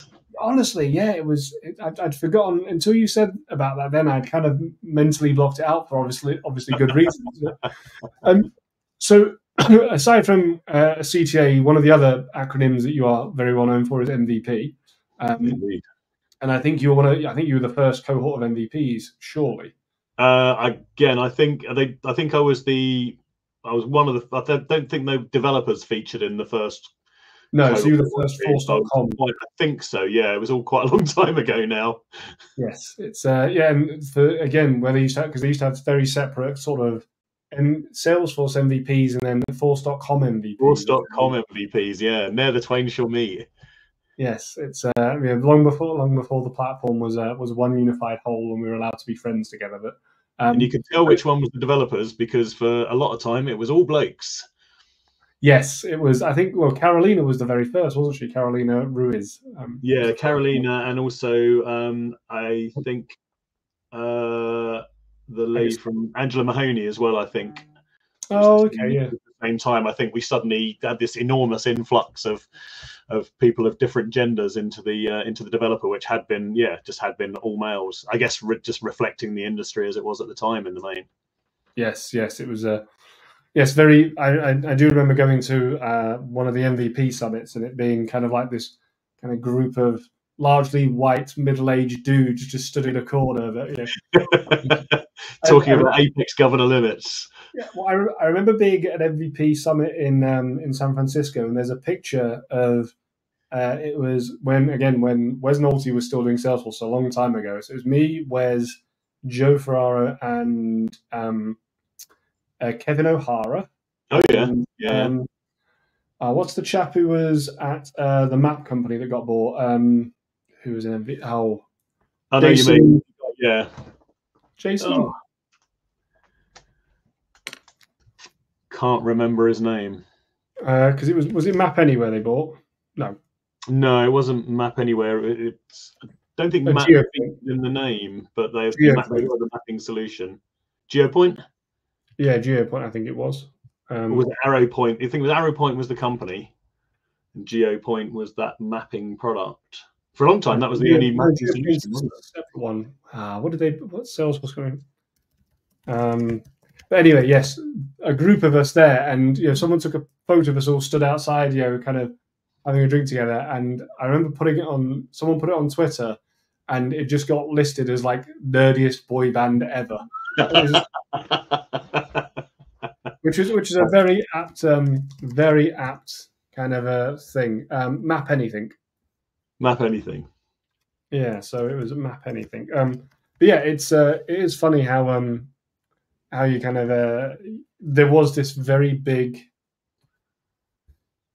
structure at one point of just it being people that were, as you say, like it was very reflective of the industry, which was not necessarily the best place for it to be at the time. Definitely. No, but so talk through, because you were an MVP for a long time, and I know you were very active in kind of helping to. Stick a light on me. Give me 1 sec. It's all right. No, go for it. Going into darkness. See you in your glory. You were very active in both being in, as an MVP, but also advocating for kind of growing it, making it more diverse, making it more inclusive and approachable, but also I don't want to say like maintaining standards, but keeping it true to its values. So and I know you're now in the Hall of Fame like myself, and have been, I like to say, put out to pasture, really. But the House of Lords, we've been kicked upstairs. Exactly. Yes. So tell me about your thoughts and feelings on the MVP program, just having been one for so long, because I think you must hold a record as the longest MVP that was there before they were. No, Steve Moelis is still going. He's been Hall of Fame. He's still kicking around. He's still contributing. We forget about Steve Moe because Steve Moe does. Steve Moe just a given for any answer of the longest thing in Salesforce. We did. It was interesting. I don't know if you made the initial Hall of Fame ceremony. I think that was last year when they did like about 5 years worth or 5 or 6 years worth into Hall of Fame. But so I went to that and they had a big screen where they were going through and we'd look at the cohort, this was the 2012, whatever. And like half of them, you haven't seen in like 6 or 7 years, they've moved on from Salesforce, they've gone and done other things. And you just like literally forgotten all about them. It's like, oh yeah, no, I remember that guy. What was his name? So that was interesting. Yeah, you just take a pull something. Yeah.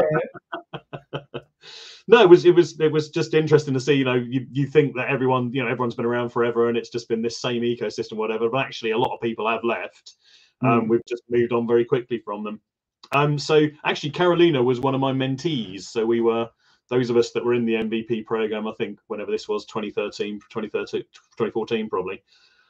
Carolina was one of my mentees, and I can take almost zero credit for her earning the MVP accolade, because literally all I had to do was say, oh, it might be a good idea if you think about something like this, and then she'd go away and she'd do it and she'd smash it and she'd do it in 2 different languages. So that was really good, because I was able to put in my perfect scenario for me, very little effort, all the kudos. What's not to like? One of the things I always said with the MVP program was that it was too easy to stay in. So once you were in, your contribution could drop off quite dramatically, and you would still be retained in the program. I was always advocating that we should be harder on people. I think that's easier now. There's Hall of Fame as well, and I think the Hall of Fame is just an interesting concept and a good concept, because you did have people who would come into it who would be slightly overawed, even though they, generally speaking, were quite big personalities in their own right, because otherwise you wouldn't be doing the kind of things that get you nominated as an MVP and get you accepted. But they would kind of feel, when they went into a group of people who've been doing it for 10 years, they would start to feel maybe a little bit intimidated. So I think it was good to have that separation and kind of make a bit of space for new blood. The one downside I can see to it is that it might encourage people to contribute less, because like you can't come out of the Hall of Fame, you're in for life, you get the benefits for life. So what's if you're contributing to stay in the program, then you could definitely lose out on that. But it's one of those things, there's no perfect solution. So if you want to make space for the new blood, you have to kick some of the old guard upstairs. And I keep contributing because that was never what it was about. I would say that the best way to become an MVP is to forget about becoming an MVP and just try and help people, and then you'll get noticed. But if you target it goes differently. I completely agree. I mean, you say you can't get kicked out of the MVP Hall of Fame, but when we release this and you and I both get cancelled, well, yeah, there are requirements around not bad mouthing Salesforce or whatever, so we've still got time to do that. Yeah, it's past 6 o'clock now. We'll both open a beer and be away. But I personally think in terms of how easy it was to stay as an MVP. So I say looking at 1, 2, 3, I was 9 years, right, and I would probably say that there's at least 6 or 7 of those where I felt like I contributed regularly and often, and was always trying to help out. And I feel like I've always been, if you in the London group have ever needed a speaker, I've always been happy to try and rock up and help. But I do feel there was a couple of years where I didn't have to try as hard because the few things you would do got way more exposure because of being an MVP. And I think there's a bit of a kind of a self-fulfilling thing there of well, suddenly you're an MVP and you get to be out and about at places. And often I think one of the interesting things as well is that there's MVPs who are doing stuff because it's their job versus MVPs that, when I was working at Cloud Galacticos, Phil and I were both MVPs. We both rock up to a load of events because we were sponsors and we were trying to sell stuff there and trying to, earn money. I'd still speak at the event and help out at the event, but my primary, if someone had London's calling, I'd always, there was a couple of times where I'd do a London developer group one night and then London's calling or the world tour would be the next couple of days. And, I would have always come and spoken at the London developer group, but it was very convenient that I was being paid to be down there at the same, you know what I mean? And so I do think that there is a part of that, and it did just, in my mind, get too big, and they needed to clear out a bunch of people, truth be told, you and I, who, if they'd have taken it away from me, there'd been a moment where I'd have been like, oh, that's annoying, but I probably wouldn't have cared past that, and that'd have been it. Yeah. No, they're very good though, because they did, those of us that were still very active, they had been very active and advocating for changes and things. So we did spend time with the community team, as was at the time, to talk about the thing. So actually, the old Salesforce MVP, the corkboard or whatever, actually came. I don't know if you can, you can just about see them above. But what we used to get originally for Force.com MVP was a plaque. We used to get one, and nobody in the community team knew about that because they were all new. Since we'd done those, that was only the first couple of years of Force.com MVP. So I said, well, they were saying we'd like to do something to commemorate, you've hit Hall of Fame, to recognise that. And I said, well, this is the kind of thing we used to get before. So actually, the old corkboard, all down to me, clearly. Oh, I mean, I didn't get a plaque. I think it was 2014, so they'd stopped sending plaques by that point. Yeah, they did it for 10 and 11 or 11 and 12, I think. It was probably just got too expensive, I would think, shipping those around. Yeah, this is it. It is. I mean, I do. I am one of these people that kind of thinks the program is really good. But to echo your other point about people doing it because you have to be doing the things for the right reasons. There was a period of time where I felt like there was a lot of people who was like, I'm going to be a user group leader, and then I'll be an MVP because and it's like, no, that's there's all of us doing that. It's and my personal view when I was doing the reviewing of entrants and things like because MVPs give feedback was, is this person doing this because they're paid to do this or not? And is this person doing this because they want to do this or they want to be an MVP? And my only reason ever for either doing a talk or writing books or all these other things, because Keir will verify here that if you want to make a large amount of money, don't write a Salesforce book. Paper round, you'll make more money that way. Exactly, yeah. The hours you spend on it, it's slave labor, really. But the reason I've done these things or the videos or these podcasts is a large portion of it is because I forget so much. And I started doing the video series because I was stuck on something, Googled it, went on to Stack Exchange, and there was the exact question that I was like, brilliant. And you know, when you can see at the top, it says answered. I was like, yes. Scroll down, I'd answered it. And so I was like, I'm just thicker now than I was like, two months ago or whatever. So I've always done these things because I found them interesting, or I've wanted to kind of just help future Paul not have to, present Paul we know is gonna have a beer or bang his head on something and just forget. So it's good to do that. But I do really think that I don't know if it's still as big a thing, but there was a period where I was quite concerned that a lot of people were just trying to be MVPs rather than trying to do good. Yeah, no, I think it was a big thing. I think in partners especially. Around the globe, it was a big thing to have an MVP. It used to be quite fated at Dreamforce when there was a relatively small number of them. So I think a lot of people saw it as a real career progression thing. Which, I mean, to be fair, it never hurt my career at all. But it was. I didn't do that. I'd already been contributing for a couple of years before the MVP program came along as well. So it wasn't anything I could have particularly targeted because it wasn't there. Yeah, enjoyed doing it. So most of the things I do are just mostly for my own enjoyment, or things like Substack is just because I want to be opinionated about something, and I feel I need to shout it from the rooftops, and everybody needs to listen to me. You need to have a soapbox somewhere. Where's my digital soapbox? I need an outlet. Yeah, and so the final sort of, I suppose, accolade we'll talk about, which is the most recent one, is the coveted golden hoodie. Indeed. So, which I knew was going to be within arm's reach. It's have you stopped wearing it? I won't put it on because I'm already quite hot, but there it is in all its glory. Lovely. The shiny golden hoodie. So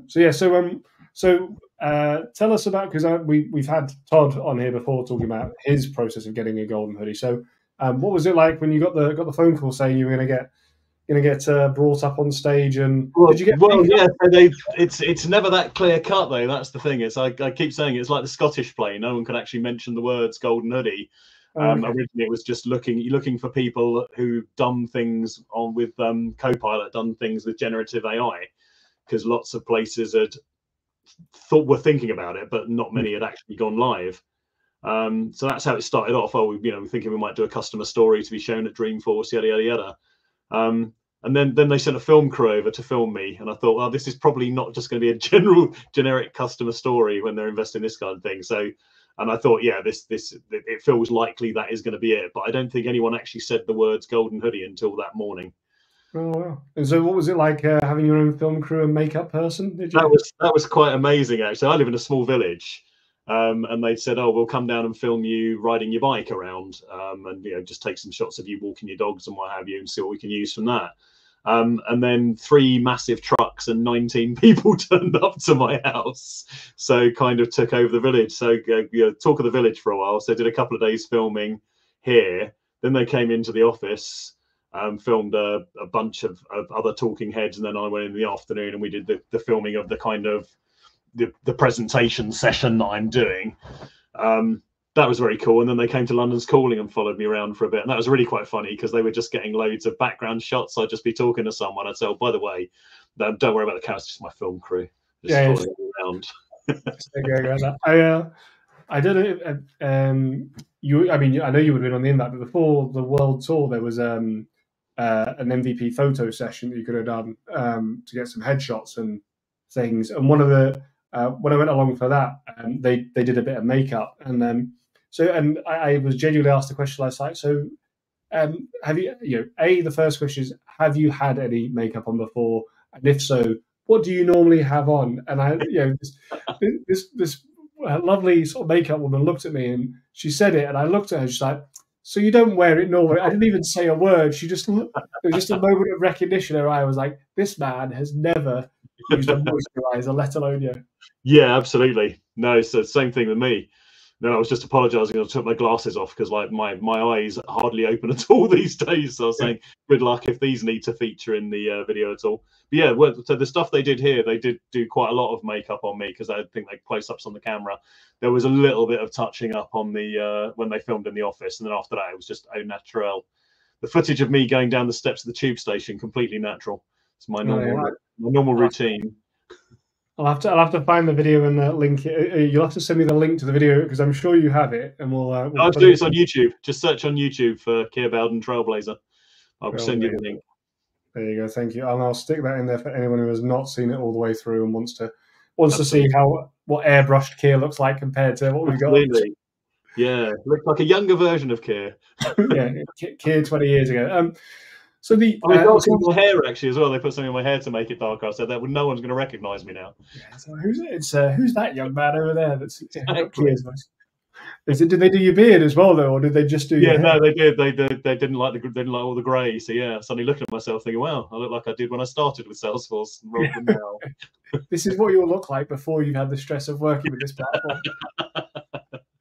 And so one of the things we kind of hit upon a number of times is kind of the amount that you contribute, the amount that you still contribute, and how you do it really for things that interest you and to kind of keep you interested. So yeah, how do you stay motivated, kind of produce? And I know you're, I'm going to say nowhere near the content machine perhaps you were years back, and obviously there's a change in the developer forums, and Stack Exchange is a lot more used now and things like that. But how do you keep yourself motivated to produce things, and what's the cycle for you? Do you have people that you share it with to give you feedback, or do you just think, screw it, I don't care, I'm going to whack it out? No, I'm very much fire and forget.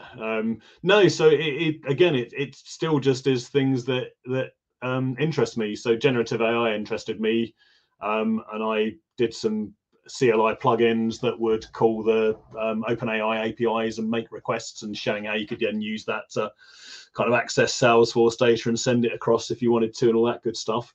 Then started Copilot, so as part of the partner program, get access to things like Copilot orgs that last for about 30 days. So I was able to do a bit more development on those. Really, it's just things that I find, if things that take a while, that aren't intuitive, that I stumble on, I always like to write about those so that everybody else doesn't have to go through that kind of pain. If you look at an awful lot of my content is like, this is how badly I did it. Really don't make these mistakes. I'm always really interested in just general performance things, so consumption of CPU time, consumption of limits, that when there's some unexpected behavior, I'm always very keen to find out more about that and to figure out what has actually occurred there.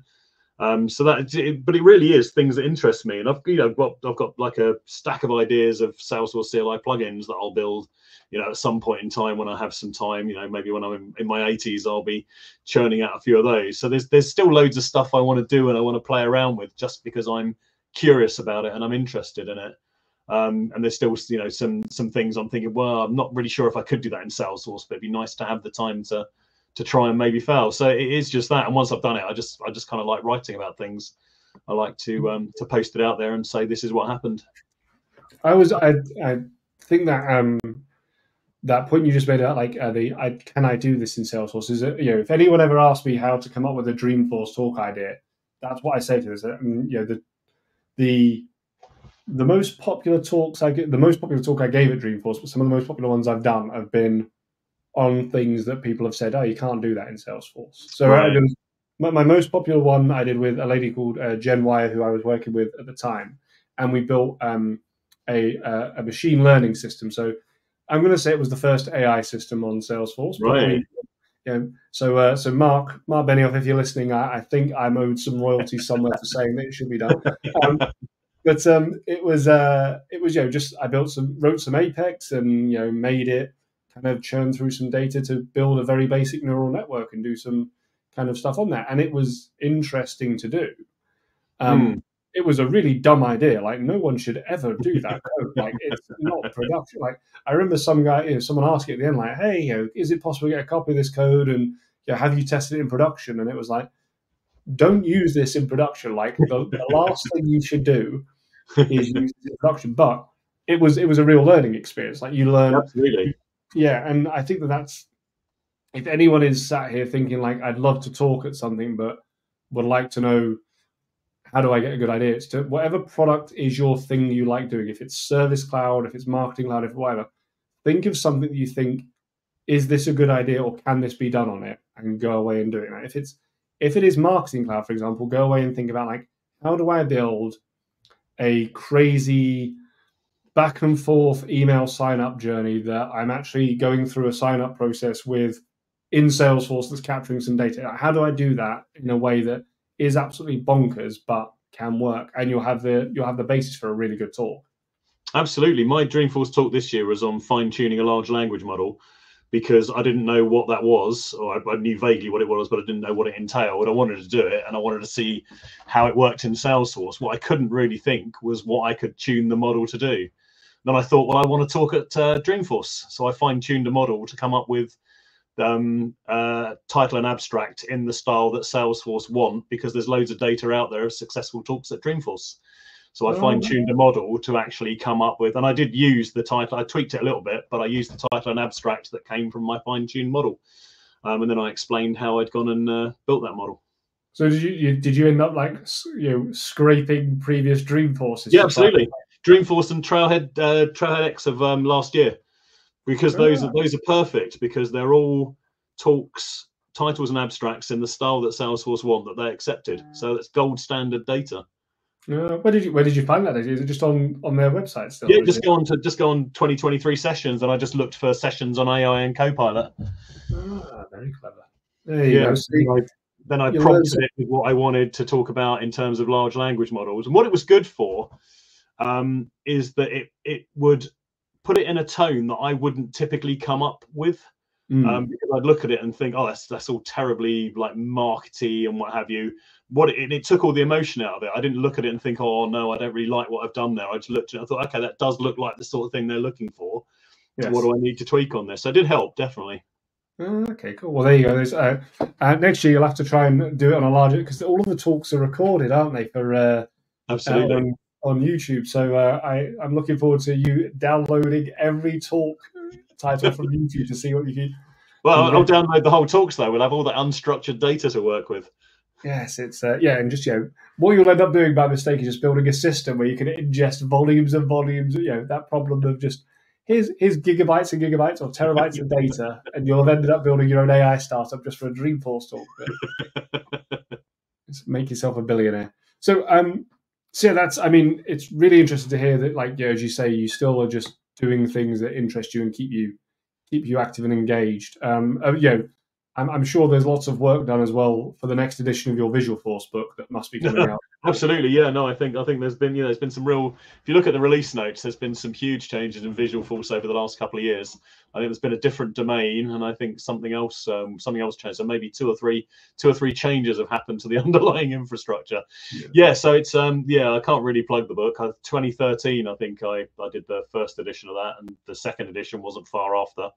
But the flip side is that there are still a lot of orgs out there with Visualforce in them, some of which I maintain. So I did actually have to go and look in my book to figure out how to do the concept of the being able to the kind of multiple mini forms within a single page. So I needed that solution, and I couldn't for the life of me remember anything about it at all. That's good. Yeah, it's always nice when you find yourself going away and looking at something you wrote and going, "Oh, this guy was smart." Where is he now? Yeah, it's exactly what happened. Yeah, I think so too. Have you ever thought about writing another one on something like LWC or not I think again I've got a couple of ideas that I think might have legs, but it's the as you pointed out, the amount of time involved in that. I think writing books is something that's kind of a slightly earlier stage of career than a later stage of career before you get too busy, because it is all consuming. Like the Visualforce development cookbook, I remember working on one of the chapters of those at an MVP summit at 2 o'clock in the morning, after I came back from whichever bar we'd been in, because I had to hit a submission deadline, I think of 2 days time or something, and so I needed to spend half an hour, 3/4 of an hour on it. And I used to, whenever I was on a train, I'd be working on it. So yeah, I think it's when the first year, it's maybe £1 an hour you're making out of it. So it's well below minimum wage. If they have legs and they go on for sort of 10 years, you'll never make a lot of money, but it will start to approach a paper round, I think, in terms of remuneration. Definitely. Well, yeah, I remember that chapter. I can tell which chapter it was that you wrote at 2 a.m. in the morning after. Absolutely, not my finest work. You're right though about the long tail. I mean, the second edition of both of my books. I timed mine to perfection, and I don't want to start a conspiracy theory here, but what you will notice is that I signed up to write 2 books, and then we had this giant global lockdown where I wasn't allowed out of the house. No, good timing. Yeah, it was absolutely. I mean, I'd started writing the first one, and then lockdown hit, and I was just agreeing the second one. But it was brilliantly. I hate to say that COVID was fortunate timing for anything, because obviously it was not. But did give you something useful to do with all that time you suddenly been gifted, though, didn't it? Oh yeah, I mean, it was. I don't have. It was only me and my fiance at home as well. So and like everyone, I was working too much during COVID because there was the natural. Because although I worked remotely, suddenly everyone else was, and they didn't know how to manage their diaries properly.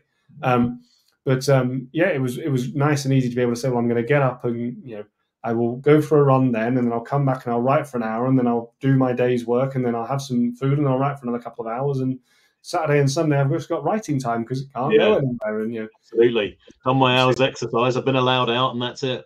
Yeah, exactly. Yeah, so it was a really really fortuitous time. But I found doing the second editions much harder because it was kind of like fitting them in around life and work. And so for anyone who is thinking of writing a book, it's a great idea, and I enjoyed it, and it's lovely to see them and hold them. But at the same token, be aware that you really need the hours to do so. Absolutely, and I'd echo that second editions are harder, because I think with the first when you do the first ones, you've got so much to say and none of it's down on paper, whereas the second is more looking at how you need to revise that based on how things have moved on. So it's a different exercise. I would say it didn't feel like such a creative exercise to me. Felt a bit more mechanical.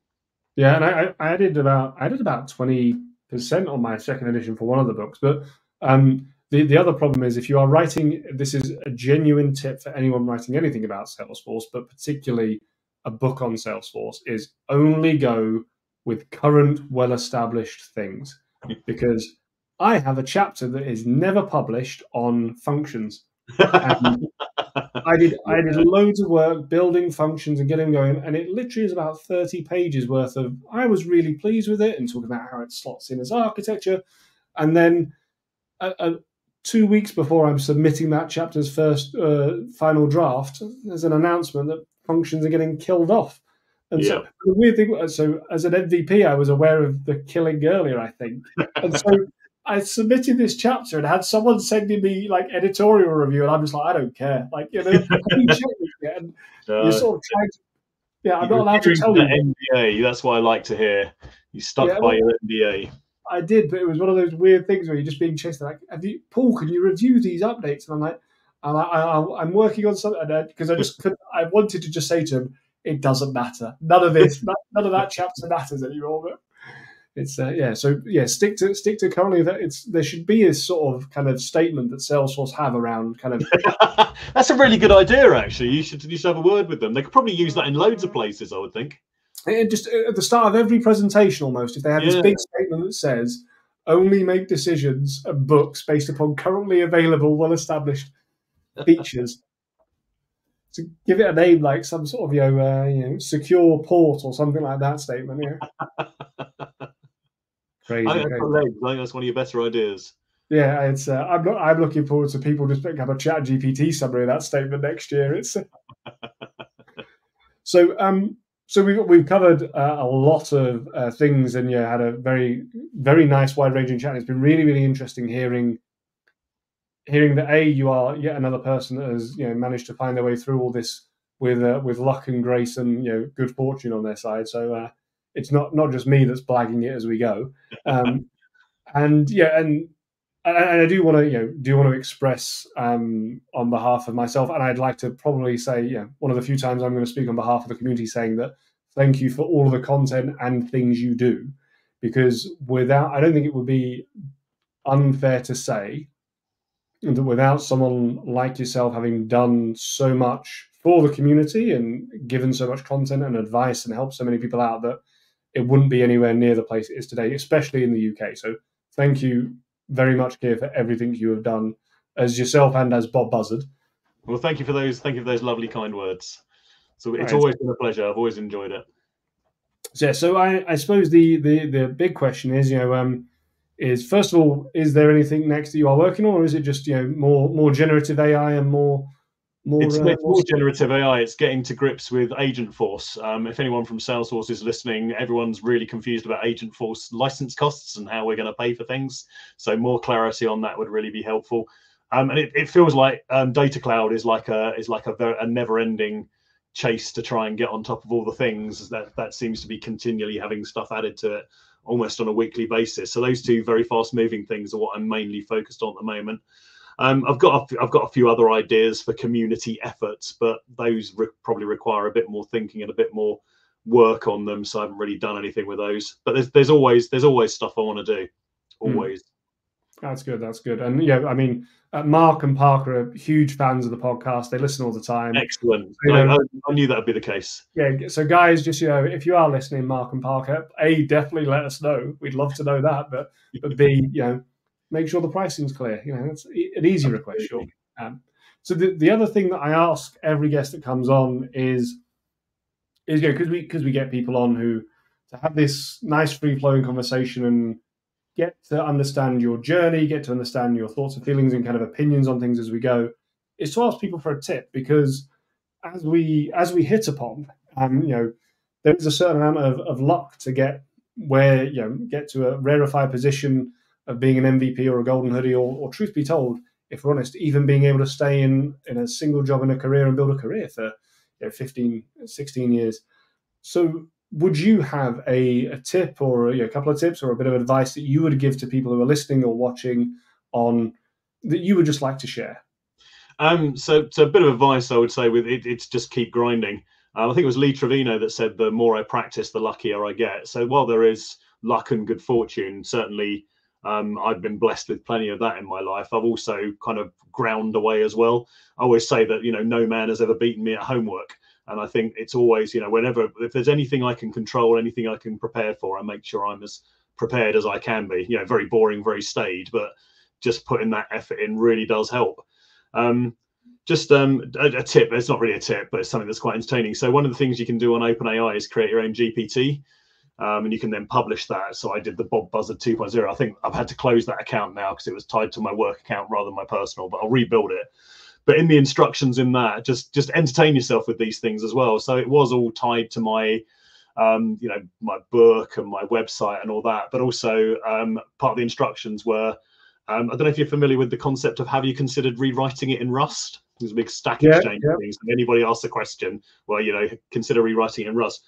So I said, every 20 questions or so, just throw in a paragraph about how Rust might be a better solution for this rather than Apex or Salesforce.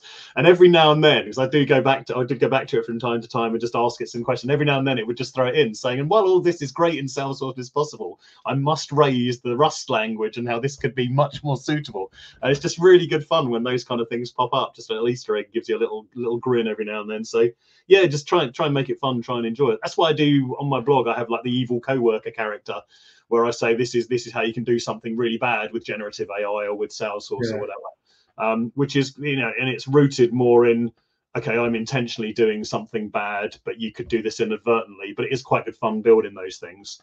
Like my evil coworker did an evil co-pilot, and whenever you asked for anything around an opportunity, it would say the best thing you could do was hand it over to one of your colleagues who was the evil co-worker. It really feels like you're out of your depth at this moment in time. So it was quite nice. So yeah, try and have fun with it. It still should be fun as well as work. Definitely. Has the evil co-worker been given a name yet? If not, no, it's just co-worker. It's a bit like the bastard operator from hell used to. Was it Computing Magazine had that? If not, I would suggest Buzz Bobbard. I'll make a note of that. You can have that one for free. There you go. So there's no royalties, I'm afraid. The blog makes no money. Buzz Bobbard. The what you just said about the having fun and things like that. One of the and the kind of the have you considered writing in Rust? When we had Jeffrey or Winjo on the podcast, he was talking about his favorite thing is working on the April Fool's jokes in the SFXD Discord. And he was saying that one of his favorite ones is when they rebranded it all as a dynamic server. So people logged in and sort of he made a bot so that every sort of question that you would ask every so often, it would just get increasingly angry saying to you that you should move it to dynamics. Which yeah, there's a certain level of evil genius about that I just find brilliant. Yeah, so yes, go out there and have fun. I think that's a fantastic pair of tips and bit of advice. So thank you so much, Keir, for coming on the podcast. It's been great having a conversation with you, and thank you for giving us an hour and 49 minutes. It's been wow. Nearly, I mean, there's a little break we had where we had some skipping in this. It's easily over an hour and 40 though, so much appreciated. No, it's been great. I really enjoyed it. I can't believe the time's flown by so quickly. It's been a great conversation. Thank you for having me. Thank you so much, and thank you everyone for listening and watching along. Please remember to subscribe to the podcast if you want to get all of the latest episodes every 2 weeks coming out with even more luminaries like Keir talking to us. And if you're watching, please remember to like and subscribe on YouTube and share the podcast with someone who you think might enjoy the content. Thank you so much for listening, and I'll see you on the next episode.